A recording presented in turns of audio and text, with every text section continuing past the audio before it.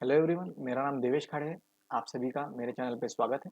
मैं electronic engineer, solar engineer और refrigeration engineer हूँ और सन टू सोलर पावर कंपनी का ओनर एंड फाउंडर हूँ। आज का हमारा टॉपिक है टाइप्स ऑफ लाइटनिंग अरेस्टर और लाइटनिंग अरेस्टर का इंस्टॉलेशन कैसे किया जाता है। ये हमारा पार्ट 8 है। इसके पहले पार्ट में, पार्ट 7 में हमने लाइटनिंग क्या होता है आपको बताया है इसमें। उसके पहले अर्थिंग कैसा होता है वो भी बताया आपको इंस्टॉलेशन के साथ में। तो लाइटनिंग अरेस्टर के टाइप्स क्या हैं और इंस्टॉलेशन प्रोसेस कैसा है, हम स्टार्ट करते हैं। Types of lightning arrester. Types of lightning arrester अगर देखा जाए तो उसमें हॉलो, जो लेफ्ट हैंड साइड में हम देख रहे हैं हॉलो कॉपर लाइटनिंग अरेस्टर, ये हॉलो होता है। एक तो प्योर इसमें आता है और कॉपर बॉन्डेड में आता है। ठीक है। ये जनरली इसका अगर लेंथ देखा जाए तो 1 मीटर होता है या हाफ फुट भी होता है, डिपेंड ऑन साइड है, डिपेंड ऑन स्पेसिफिकेशन है, कैसे लगाना है, कहाँ पर लगाना है। राइट हैंड साइड पे जो लाइटनिंग अरेस्टर हम देख रहे हैं ये सॉलिड कॉपर लाइटनिंग अरेस्टर है। एक तो ये पूरा प्योर कॉपर में भी हो सकता है या कॉपर बॉन्डेड भी रह सकता है, डिपेंड है स्पेसिफिकेशन और साइट के हिसाब से। ये दोनों टाइप हमारा डोमेस्टिक में यूज किया जाता है, तो ये डोमेस्टिक सेगमेंट में आते हैं। ये दोनों लाइटनिंग अरेस्टर हॉलो और सॉलिड में। और जैसे हॉलो का अगर मीटर कवरिंग रेंज देखा जाए तो 10 मीटर रहता है रेडियस इसका। और ये सिर्फ इक्विपमेंट प्रोटेक्टिंग, टावर प्रोटेक्टिंग में यूज होता है। अगर आप देखते हैं तो टावर जैसा टेलीकम्युनिकेशन टावर्स लगे होते हैं उसके ऊपर भी लाइटनिंग अरेस्टर आपको देखने में मिल जाएगा। एज वेल एज जैसा स्मॉल सेगमेंट बिल्डिंग्स हो गया, जैसे हमारा रेसिडेंशियल सेगमेंट हो गया, जैसा घर के ऊपर, घर के छत के ऊपर भी लगाया जाता है ये। तो ये स्मॉल सेगमेंट या डोमेस्टिक सेगमेंट में लगाने वाला लाइटनिंग अरेस्टर है। और जो पूरा प्योर कॉपर जो दिख रहा है आपको राइट हैंड साइड में, इसका जो कवरिंग रेंज होता है 20 मीटर्स होता है डायमीटर में। ठीक है। रेडियस में, सॉरी, रेडियस में कवर करता है ये। उसके बाद हम दूसरा टाइप देखेंगे। तो दूसरे टाइप में ये आता है लाइटनिंग अरेस्टर जो है, जो ईएससी टाइप का लाइटनिंग अरेस्टर है। ईएससी टाइप मतलब early streamer emission air terminal. ये जो लाइटनिंग अरेस्टर है हमारा कमर्शियल एज वेल एज हमारा रेसिडेंशियल और एज वेल एज हम इंडस्ट्रियल सेगमेंट में भी यूज करते हैं। पर ये कॉस्टली होने की वजह से ज्यादातर कमर्शियल सेगमेंट में और इंडस्ट्रियल सेगमेंट में ही यूज होता है। इसमें काफ़ी वेरिएशंस मिल जाएंगे आपको मार्केट में। इसका जो कवरिंग मीटर रेंज जो चालू होता है, जो रेडियस में होता है, तो वो 30 मीटर होता है, 50 मीटर होता है, 100 मीटर है, 150 है, 200 है एंड अबाउट 200 भी है। तो आपको हर कंपनी का अलग अलग स्पेसिफिकेशन के साथ में अलग अलग मीटर रेंज कवरिंग में ये मिलता है। अलग अलग इसका मैन्युफैक्चरिंग होने की वजह से इसके साइजेस, लेंथ और इसके डायमेंशन, वेट्स, ये अलग अलग प्रोडक्ट अलग अलग कंपनी के होने की वजह से अलग अलग साइजेस में आपको देखने मिलेगा। Types of lightning arrester. Types of lightning arrester में सिरेमिक लाइटनिंग अरेस्टर भी आता है। Ceramic lightning arrester high tension line में यूज होता है या ट्रांसमिशन लाइंस में हम यूज करते हैं इसे। मैक्सिमम ये पावर प्लांट में यूज होता है, ट्रांसमिशन लाइन सब स्टेशन में यूज होता है, जहाँ पे हमारी गवर्नमेंट का डिस्कॉम हो, जहाँ से हमें सप्लाई मिलता है स्टेट में, वहाँ पे मैक्सिमम जगह पे यही स्पेसिफिकेशन चलता है, यही वहाँ पे अप्रूव्ड है। तो ये लाइटनिंग अरेस्टर भी काफी वास्ट इसमें हम देखा जा सकता है इसे। इसके बाद कंडक्टर्स। कंडक्टर्स काफी मेन पार्ट है। लाइटनिंग अरेस्टर अगर हमने लगा दिया तो उसके बाद लाइटनिंग अरेस्टर को कंटिन्यू पाथ में कंडक्टर से लगा के ही हम उसे अर्थ करते हैं। तो कंडक्टर में इंसुलेशन, कंडक्टर काफी मेन और काफी इंपॉर्टेंट है लाइटनिंग अरेस्टर में। कभी भी कंडक्टर हमारा इंसुलेटेड रहना चाहिए, जो दीवार को सट के नहीं चलना चाहिए, दीवार को लग के या दीवार को चिपका के हमने उसे नहीं चलाना चाहिए, या उसे किसी भी ऑब्जेक्ट को टच करते हुए उसे ग्राउंड नहीं करना चाहिए। क्योंकि अगर लाइटनिंग स्ट्रोक होता है तो पावर हम डिफाइन नहीं कर सकते हैं। उस वजह से ये डायरेक्ट अर्थ होना, इसका इम्पोर्टेंस काफी है, अर्थ होना ही चाहिए। तो इसका जैसा हम देख रहे हैं तो इसमें हमारा हमें प्योर कॉपर में भी मिल जाता है केबल, एल्यूमिनियम में भी मिल जाता है, डिपेंड है। तो इंसुलेशन काफी मस्ट है इसमें। कंडक्टर्स, प्योर कॉपर वायर जो है, तो इसमें कंडक्टर्स में प्योर कॉपर वायर भी यूज करते हैं हम। इसके वेट डायमेंशन अलग अलग होते हैं वेट्स में। इसका गेज आता है, मतलब गेज में भी इसमें गिनते हैं हम वायर्स में से। उसके बाद प्योर कॉपर स्ट्रिप है, तो इसका विड्थ और जो इसका डायमेंशन है अलग अलग होता है एज कम्पेयर टू, मतलब जैसा कमर्शियल सेगमेंट में देखा जाए तो प्योर कॉपर ज़्यादा यूज़ करते हैं और इंडस्ट्रियल सेगमेंट में भी प्योर कॉपर ज़्यादा यूज़ करते हैं as compare to aluminium. Aluminium देखा जाए तो रेसिडेंशियल सेगमेंट में कॉस्ट कटिंग को भी हम यूज़ करते हैं, तो एल्यूमिनियम भी देखते हैं हम इसमें। ये हमारा एल्यूमिनियम है। एल्यूमिनियम वायर भी है, एल्यूमिनियम स्ट्रिप भी है, डिपेंड है साइड कैसी है, कहाँ पे आपको लगाना है, स्पेसिफिकेशन कैसे है। Accessories of lightning arrester. Accessories of lightning arrester ये काफी इंपॉर्टेंट है इंसुलेटर से। जैसे हमने इंसुलेटेड केबल देख ली है, केबल तो इंसुलेटेड होता है, तो उसका हमें मतलब उससे हमें कोई डैमेज या कोई इससे कोई फ़र्क नहीं पड़ेगा, क्योंकि अगर लाइटनिंग होता है तो डायरेक्ट वो अर्थ कर देगा, किसी को कनेक्ट ना करते हुए, किसी को टच ना करते हुए, किसी को कंडक्ट ना करते हुए। अगर हम बेयर वायर या बेयर स्ट्रिप्स यूज़ कर रहे हैं तो इंसुलेटर काफ़ी मस्ट हो जाते हैं वहाँ पर। इंसुलेटर के मदद से ही हमें उसे छत से लेके तो नीचे अर्थिंग तक के उसे जहाँ पे हमने ग्राउंड किया है, अर्थ किया है, वहाँ तक हमें उसे लेइंग करना है। तो इंसुलेटर काफ़ी मस्ट है। इंसुलेटर में काफ़ी टाइप्स आते हैं। डिपेंड है आप कैसे इंस्टॉल कर रहे हैं, आपको इंस्टॉलेशन कैसा ईज़ी करना है, उस हिसाब से आपको इंसुलेटर मार्केट में मिल जाएँगे। कंडक्टर लेइंग, जैसे हमने कंडक्टर देखा, उसके बाद इंसुलेटर देखा, तो ये दोनों को लेइंग अगर करना है, तो हमारा साइड का एक फोटोग्राफ है, जहाँ पे हमने एल्यूमीनियम जो स्ट्रिप है, उसे लाइटनिंग अरेस्टर से कंडक्ट करते हुए अर्थ दिया है। तो इसमें हमने इंसुलेटर यूज़ किया है। इंसुलेटर इसलिए यूज़ किया है कि इसे वॉल को टच होने से बचाने के लिए। वॉल को अगर टच हो जाएगा, स्ट्राइकिंग हो जाएंगी तो डैमेज हो सकता है, काफ़ी भारी डैमेज हो सकता है, क्योंकि पावर हम प्रिटेंड नहीं कर पाते उसकी। तो ये गुड प्रैक्टिसेस में आता है, ऐसा हमने फॉलो करके ऐसा हमने इंस्टॉलेशन करना चाहिए। एसेसरीज का एक और पार्ट है जो स्ट्राइकर काउंटर है। जैसे हमने लाइटनिंग अरेस्टर लगा दिया है छत पे, उसके बाद हमने उसे कंडक्टर ज्वाइन करते हुए नीचे तक ला लिया है। अर्थ करने से पहले लिंक बॉक्स होता है, लिंक बॉक्स के पहले ये स्ट्राइकनिंग काउंटर होता है। तो स्ट्राइकनिंग काउंटर का काम ऐसा है, जो ऊपर से कंडक्टर आ रहा है जो स्ट्राइकनिंग काउंटर में पहले अटैच होगा, उसके बाद वो नीचे जाके अर्थ होता है। तो स्ट्राइकनिंग काउंटर में हम उसे गिन सकते हैं कि कितने बार स्ट्राइकनिंग हुआ है, कितने बार हमने पावर उसका कंज्यूम किया है, जो लाइटनिंग हुआ है कितने बार हमें अफेक्ट किया है वो, तो उसमें काउंटिंग हम काउंट करते हैं। तो एक डिजिटल में भी आता है एज वेल एज एनालॉग में भी अवेलेबल है। इसका जैसा हमें साइड में स्पेसिफिकेशन मिलता है उसके हिसाब से हम उसे लगाते हैं। डिजिटल अगर उन्होंने स्पेसिफाई किया तो डिजिटल, नहीं तो एनालॉग, दोनों ही मार्केट में चलते हैं। ऐसी सीरीज में जैसा लाइन बॉक्स, बस बार, आप तो जानते ही होंगे लाइन बॉक्स को बस बार कहते हैं या टेस्ट लिंक बॉक्स भी कहते हैं।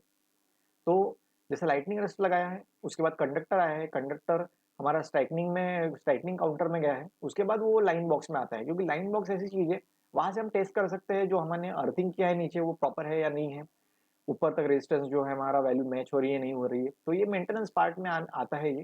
तो मेंटेनेंस देना है तो लाइन बॉक्स या बस बार बॉक्स लगाना काफी कंपलसरी है वहाँ पर। कंड्यूट पाइप हमने बताया इसमें। कंड्यूट पाइप कहाँ पे यूज होता है? कंड्यूट पाइप वहां पे यूज होता है जहाँ पे हम बेयर वायर्स यूज कर रहे हैं।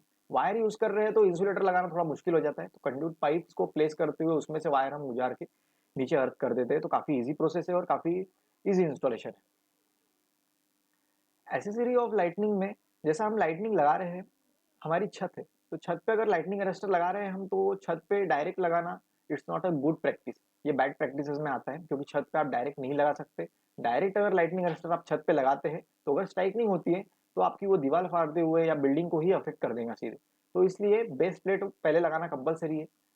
बेस प्लेट के बाद हम हाईमास पोल लगाते हैं। हाईमास पोल की हाइट कैसी होनी चाहिए, कितनी होनी चाहिए, एज कम्पेयर टू साइड होता है कितना एरिया हमें कवर करना है। उसके बाद हमने लेफ्ट में जो आपको पिक बताई है, तो उसमें हमने आपको दिखाया है हाई मास्ट जो पोल है वो कैसे इंस्टॉल किया है, उसके साथ हमने उसके ऊपर ईएससी लाइटनिंग अरेस्टर कैसे माउंट किया है, उसके बाद हमने उससे केबल कैसे ले करते हुए नीचे तक ले गया है। ये इसका प्रॉपर इंस्टॉलेशन है। तो जैसे बेस प्लेट हो सकता है आपको बेस प्लेट बनानी पड़े, या राइट हैंड साइड की बेस प्लेट जो आप कॉपर की देख रही है छोटे वाली, लेफ्ट हैंड साइड से सेकंड इमेज, वो कॉपर की है। तो कॉपर लाइटिंग अरेस्टर जो डोमेस्टिक आते हैं उसमें एज इट इज वो आती है, तो इजी इंस्टॉलेशन हो जाता है, आपको बनाने की जरूरत नहीं है। हाँ, हाईमास पोल मार्केट में अवेलेबल है, एज वेल एज आप उसे खुद डिजाइन करके खुद बना सकते हैं। जैसे हमने हाईमास पोल देखा, और जैसे हमने इंसुलेटर्स देखे और बेस प्लेट देखी, तो इसका मेन फंक्शन ऐसा है कि हमें इसे कोई कंडक्टिव पाथ नहीं देना है नीचे। कंडक्टिव पाथ सिर्फ वहां देना है, हम उसे कवर करते हुए, उसे हम टाई करते हुए या उसे हम कनेक्ट करते हुए सीधे हम अर्थ करना है। ये इसका प्रॉपर तरीका है, ये इसकी गाइडलाइंस है, ये इसके स्टैंडर्ड्स है जो हमारे इंडियन गवर्नमेंट में या वर्ल्ड वाइड हम आईईसी ओवर में हम इसे फॉलो करते हैं।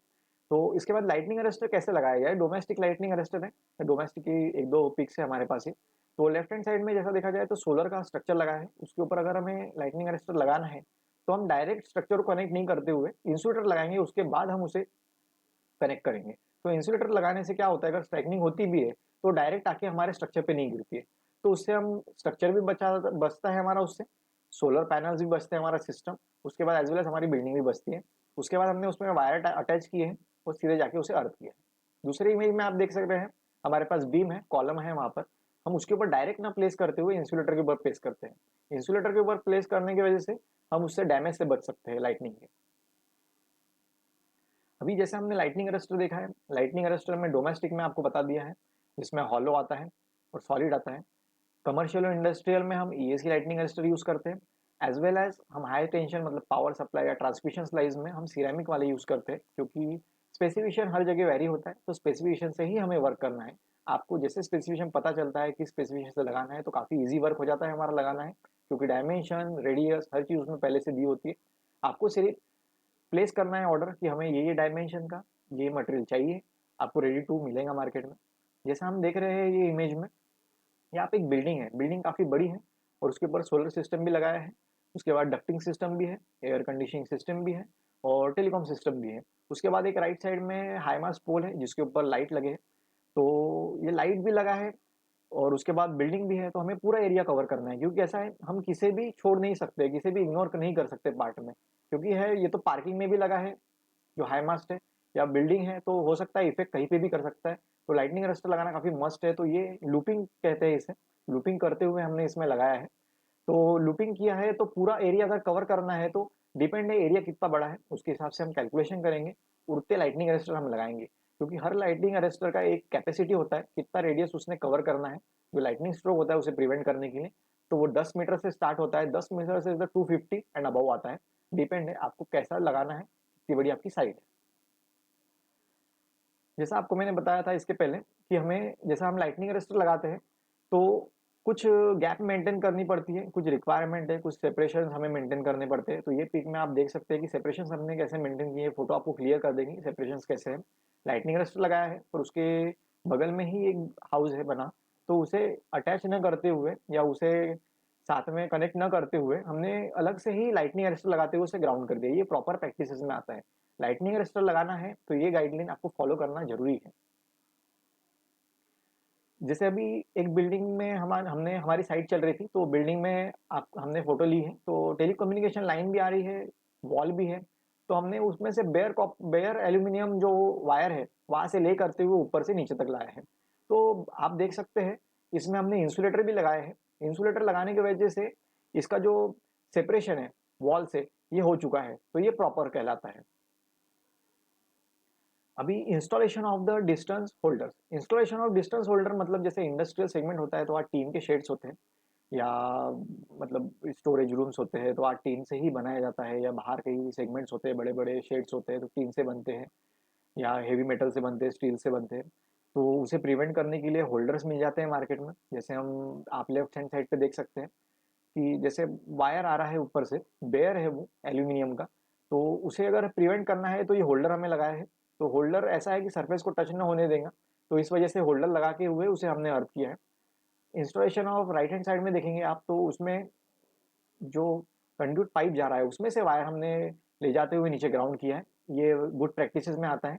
ये प्रैक्टिस आपने हर जगह फॉलो करनी है। लाइटनिंग अरेस्टर की जो प्रैक्टिस होती है कहीं पे भी टच ना करते हुए डायरेक्ट आपको अर्थ करना है, यही इसकी बेस्ट प्रैक्टिस है। उसके बाद मैंने डोमेस्टिक सेगमेंट का बताया आपको, कमर्शियल सेगमेंट का भी बता दिया, इंडस्ट्रियल सेगमेंट का भी बता दिया।